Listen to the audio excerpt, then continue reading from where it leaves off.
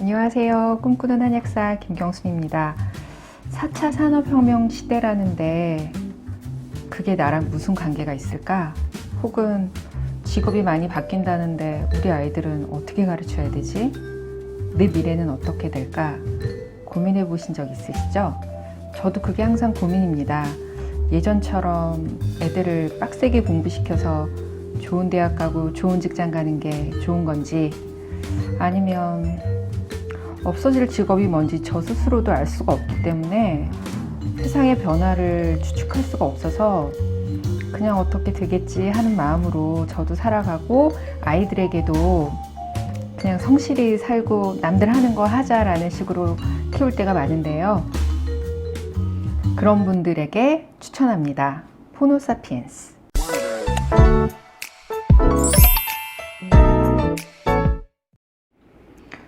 호모사피엔스는 최재봉 교수님이 지으셨는데 성균관대 기계공학부 교수시고요. 본인을 비즈니스 모델 디자이너라고 얘기하고 계십니다. 이분은 지금이 문명이 변하고 있는 시대라고 얘기하고 있어요. 2007년에 아이폰이 생겨난 이후와 스마트폰이 생기기 전으로 시대를 구분하고 있고요. 스마트폰이 생긴 이후 스마트폰을 사용하는 사람들, 사피엔스라는 표현이 지혜를 가진 자라는 뜻이고, 포노 사피엔스는 지혜를 가진 스마트폰을 사용하는 사람을 표현하는 용어라고 하네요. 그래서 스마트폰 이후의 인류, 포노 사피엔스의 특징과 그로 인해서 세상이 어떻게 바뀔 것이며 4차 산업혁명과 포노 사피엔스의 관계, 그런 것들을 얘기를 하고 계십니다. 이 책을 읽는 내내 저의 고민은 그거였어요. 나의 미래는 어떻게 될 것인가?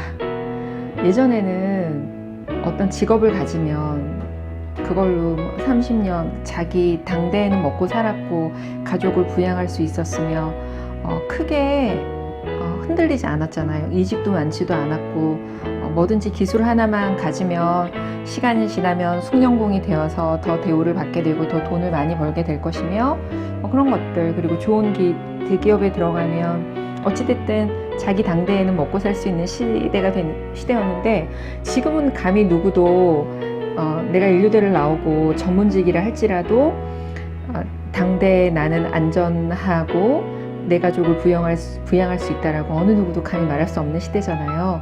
그리고 아이들을 키울 때 예전처럼 공부 잘해서 좋은 대학 가서 좋은 직장을 구하면 된다, 그러면 너 하나는 먹고 살 수 있을 거다, 그렇게 말할 수도 없고, 또 우리 아이가 하고 싶어하는 그 직업이 10년 후에 20년 후에는 각광받는 직업이 될지 아니면 없어지는 직업이 될지도 모르겠고, 간간히 그 네이버 검색 순위 1위에 뜨는 거 있잖아요. 10년 후에 없어질 직업.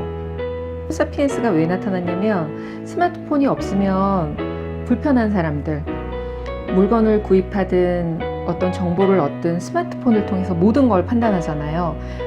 예전에는 TV 광고를 보고 유명한 사람이 뭘 했다더라 그러면 유행처럼 따라갔는데, 지금은 그 누구도 대기업이기 때문에, 유명한 회사이기 때문에 물건을 사거나 정보를 받지 않고, 그때는 이제 언론에 대해서도 얘기를 하는데, 예전에는 우리가 접할 수 있던 모든 정보가 TV나 신문이 다였지만 지금은 종이신문을 보는 사람도 별로 없고, 뉴스 채널도 TV로 보지 않고 유튜브에서 각자 전문가들이 자기 나름의 코멘트를 하는 걸 보고 우리가 평가할 때가 많잖아요.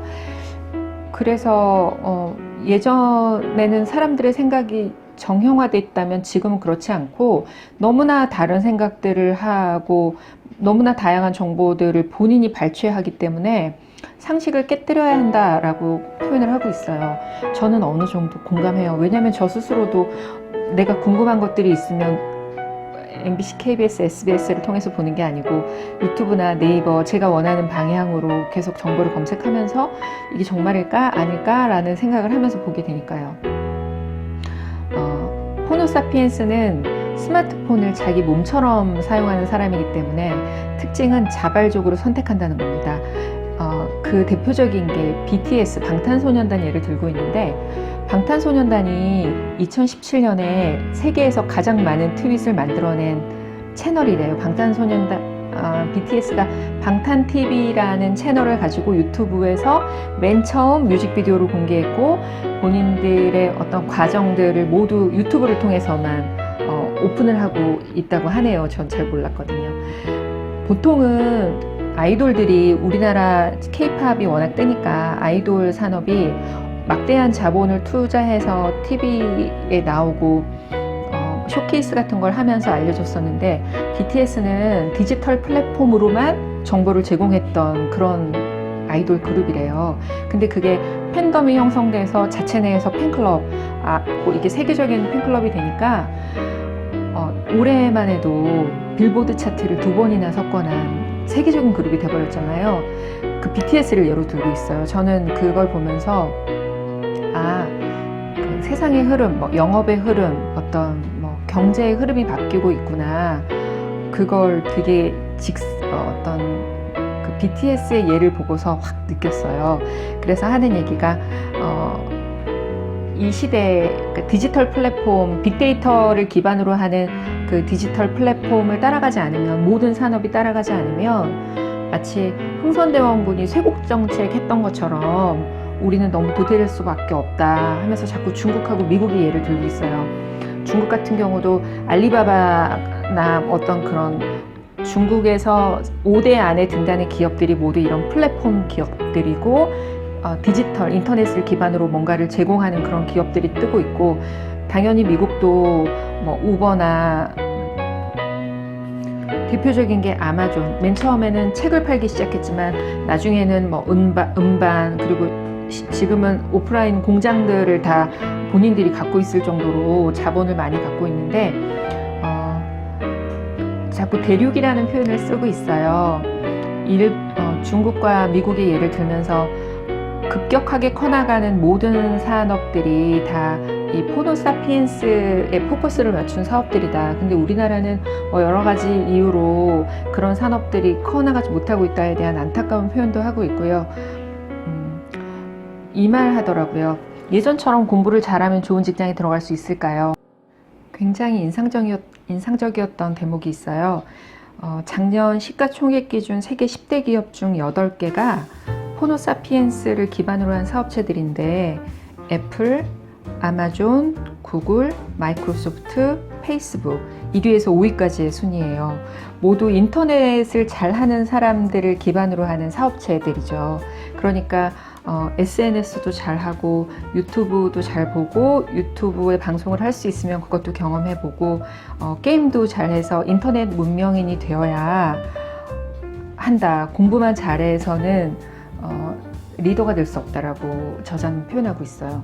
저는 이걸 보면서 그러면 우리 애들이 주말만 되면 그렇게 스마트폰 보고 싶어하고 난 잘 모르겠는데 게임 보고 낄낄대고 하고 있는데 내버려둬도 되는 건가? 라는 생각도 들어요. 이런 표현도 하더라고요. 게임은 중독인가? 요즘 엄마들이 게임 그만해. 우리 예전에 오락실 그만 가, 만화 그만 봐 라고 했던 것처럼 게임에 대해서 걱정 많이 하시는데 우리 때도 중독이라는 게 있었잖아요. 제가 대학을 다닐 때도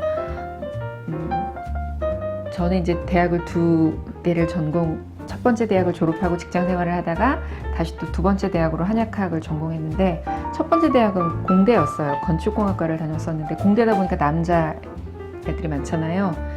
정말 거짓말 안 하고 매일 술을 먹는 애들도 있었어요. 술을 안 먹는 게 이상할 정도. 제 알코올 중독자가 아닐까. 친구들끼리도 너는 알코올 중독인 것 같아 할 정도로 술을 매일 먹었던 어떤 그런 때가 있었던 것 같아요. 그리고 그 남자애들이니까 우리 그때 말로 대리출석이라고 하죠. 당구장 가가지고 안 오는 거, 학교는 왔는데 하루 종일 수업은 들어오지 않는 거죠. 당구장에 파묻혀 살고 당구에 빠지면 누워있으면 천정이 당구대로 보인다고 표현하잖아요. 그런 말들을 많이 전 들었었는데 이 책의 저자도 그 표현을 하더라고요. 우리 때도 그런 식의 중독은 있었으나 슬기롭게 잘 지내왔고 그래서 지금은 술이나 그런 당구를 내 삶의 일종의 그 즐거움거리로 즐길 뿐이지, 그때 술에 미쳤다고 지금도 술에 미치거나 그때 당구에 미쳤다고 지금도 당구만 치는 사람은 거의 없잖아요. 그 정도의 사고력은 우리 아이들에게도 있다, 이렇게 표현을 해요. 그 말이 저에게 조금 위로는 되더라고요. 그리고 대학에 들어가서 게임을 해라, 이런 표현을 하는데, 지금처럼 디지털 문명에 익숙한 사람들이 모든 그 산업을 이끌어가고 있는 시대에 대학 들어가면 우선은 대학에 가서 뭘 전공할지를 선택하는 것도 전 좀 아이러니하다고 보거든요. 그래서 그리고 이런 표현도 있었어요.